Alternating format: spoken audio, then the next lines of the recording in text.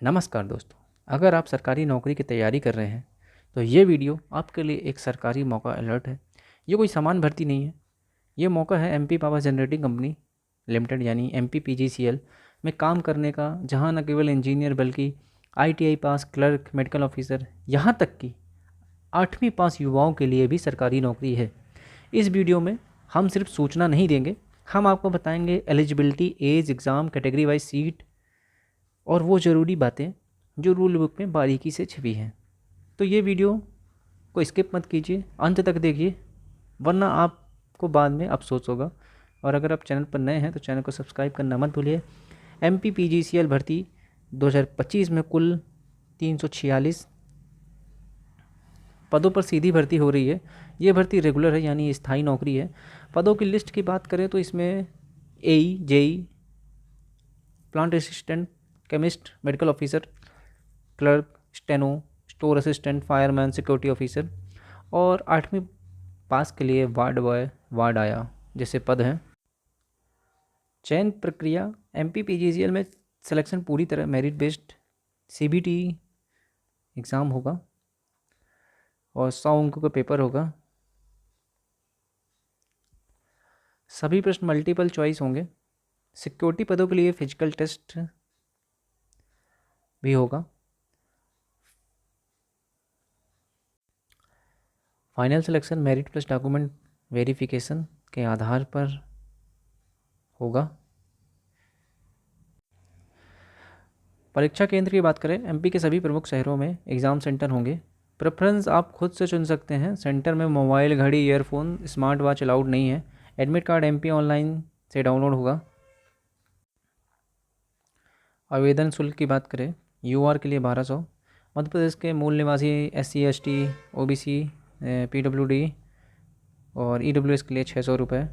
Fees सिर्फ online mode से ही ली जाएगी। कोई भी फॉर्म कैंसिल करने पर पैसा वापस नहीं मिलेगा। अब बात है आवेदन कैसे करें। तो आपको एप्लीकेशन केवल एमपी ऑनलाइन पोर्टल के ज़रिए करना है। ये आपकी वेबसाइट है mponline.government.in। स्टार्ट डेट है आपकी 23 जुलाई से और आपकी अंतिम तिथि आपकी है 21 अगस्त। 21 अगस्त से पहले आप आवेदन करें। और आवश्यक दस्तावेज की बात करें जो आपको अपलोड करने होंगे, 10वीं की मार्कशीट, 12वीं की marksheet, diploma, B, ITI, MP domicile, caste, EWS certificate, OBC certificate, CPCT जहां मांगा गया हो, एक्सपीरियंस सर्टिफिकेट जहां मांगा गया हो और recent photo plus signature, valid email ID और मोबाइल नंबर। ये आपकी प्रमुख तिथि है।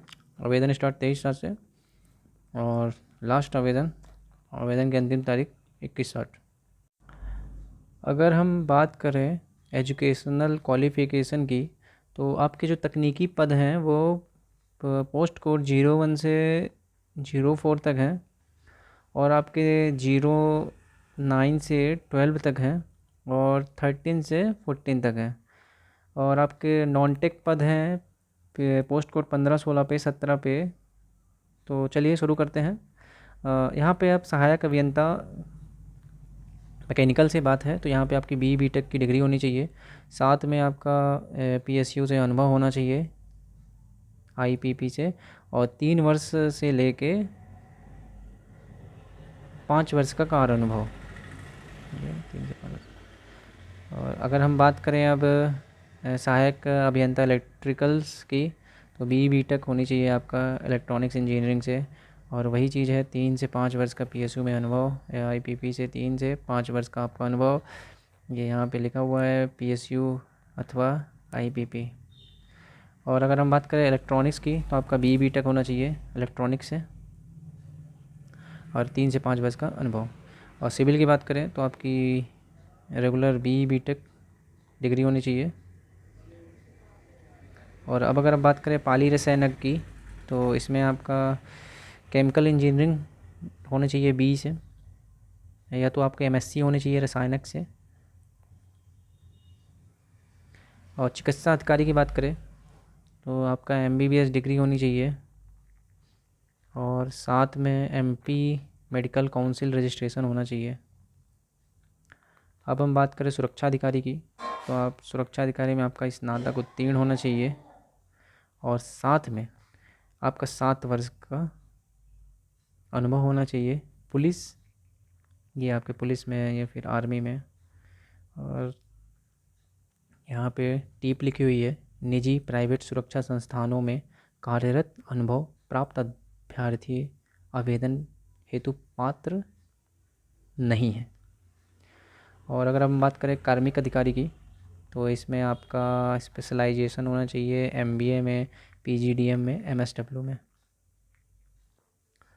और अब बात करें कनिष्ठ अभियंता मैकेनिकल में, तो मैकेनिकल में आपका इसमें मैकेनिकल संस्थान में रेगुलर डिप्लोमा वाले भी अप्लाई कर सकते हैं, बीटेक वाले भी कर सकते हैं। और ये वही आपका 3 से 5 वर्ष का अनुभव, ये आपका पीएसयू या आईपीपी से। कनिष्ठ अभियंता इलेक्ट्रिकल्स की बात करें तो वही आपका डिप्लोमा होना चाहिए, बीटेक होना चाहिए और आपके पास अनुभव होना चाहिए 3 से 5 वर्ष। और इलेक्ट्रॉनिक्स में भी वही है, इलेक्ट्रॉनिक्स से आपका डिप्लोमा, रेगुलर डिप्लोमा या बीटेक होना चाहिए और अनुभव के साथ। और सिविल से बात करें तो आपका डिप्लोमा होना चाहिए, बीटेक होनी चाहिए। और इलेक्ट्रिकल की बात करें तो ये भी वही है, नहीं ये संयंत्र सहायक इलेक्ट्रिकल है, तो इसमें आपका भारत सरकार द्वारा मान्यता प्राप्त संस्थानों से इलेक्ट्रीशियन, वायरमैन, इलेक्ट्रॉनिक्स ट्रेड में नियमित आईटीआई होना चाहिए इसमें आपका। ये सहायक संयंत्र इलेक्ट्रिकल है, पोस्ट कोड 14। और अगर आप बात करें कार्यालय सहायक की, तो इसमें आपका 12वीं उत्तीर्ण होना चाहिए, 12वीं उत्तीर्ण,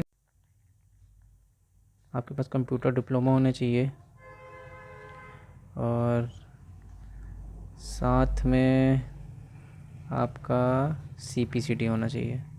और अगर हम बात करें भंडार सहायक की, पोस्ट कोड 16 में, तो आपका 12वीं उत्तीर्ण होना चाहिए, कंप्यूटर का प्रमाण पत्र होना चाहिए, 1 वर्षीय डिप्लोमा होना चाहिए और आपका सीपीसीटी होनी चाहिए।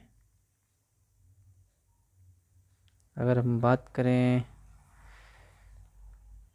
अग्निशामक की, तो आपका हाई स्कूल परीक्षा उत्तीर्ण होनी चाहिए,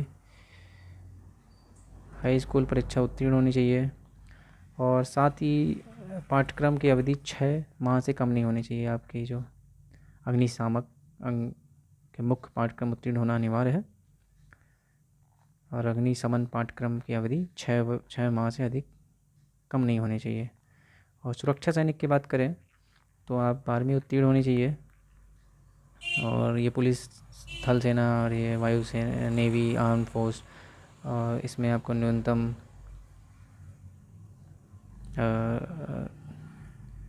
2 वर्ष की सेवा पूर्ण, न्यूनतम 2 वर्ष की सेवा पूर्ण कर ली हो। और टिप भाई, प्राइवेट और निजी संस्थानों का कार्य अनुभव पात्र नहीं है। वार्ड आया की बात करें हम, तो ये आपकी 8वीं पास भर्ती है, राज्य शासन द्वारा अथवा भारत सरकार मान्यता प्राप्त शिक्षा मंडल संस्थान में 8वीं की डिग्री परीक्षा उत्तीर्ण हो, बोर्ड बाय में आपका P21 है और इसमें भी आप 8वीं की डिग्री उत्तीर्ण हो। तो दोस्तों, MPPGCL भर्ती 2025 का एक शानदार मौका है। चाहे आप ITI किए हों, इंजीनियर हो या 8वीं पास, यहाँ हर किसी के लिए कुछ है। अब आपकी बारी है, एलिजिबिलिटी चेक करें, डॉक्यूमेंट तैयार रखें और 23 जुलाई से अप्लाई करें। और गवर्नमेंट वर्स चैनल को अभी सब्सक्राइब करें। रूल बुक या PDF चाहिए तो PDF कमेंट करें। मिलते हैं अगले वीडियो पे। जय हिंद।